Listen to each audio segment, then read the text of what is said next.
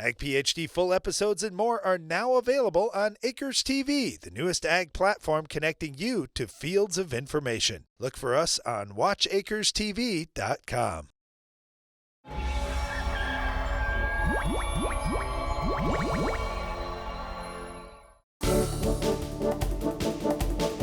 Today during our Farm Basics time, we're going to talk a little about fences and fences in between properties. Who owns the fence? Why are there fences? Why in some cases are there no fences? We'll get into all that right now.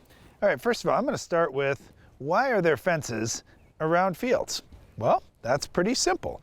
You've got different property owners on each side, and in many cases, farmers like to put livestock out in the field somewhere along the way, whether that's grazing through the season, just raising grass out there, or it could be after harvest, grazing in corn stalks, for example, or picking up any ears that may have dropped during corn harvesting. That's a great way to utilize that field in the best way, to make the most out of all the resources out there, but you need a fence to be able to do that. All right, well, I don't know if you need a fence to do all that, but I'd just say this.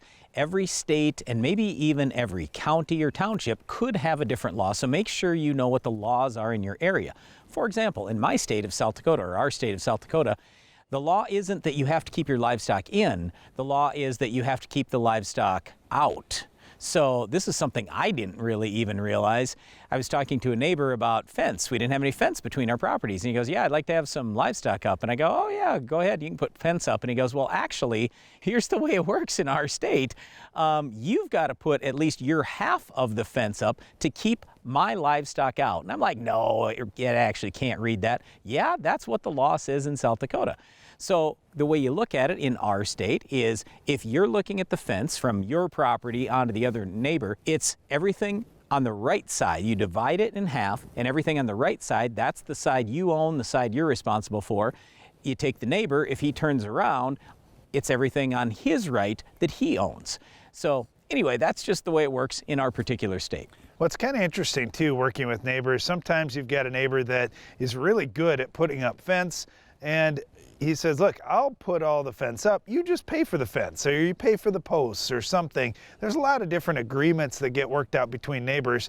And you know what? It's a great chance to build a relationship and work together on a project. Now, the reason why I like no fence out there is it's a lot easier to mow off the grass or kill the weeds or whatever. It's just less maintenance. When you have a fence, undoubtedly something's going to go wrong. You got maintenance issues. You got to put the fence up again. It's harder to kill the weeds, all these kind of things.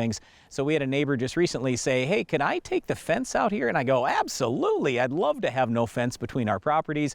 If I've got crop ground, you got crop ground, and we don't need the fence, let's take it out. Well, you might notice some fields have fence, some fields don't have fence.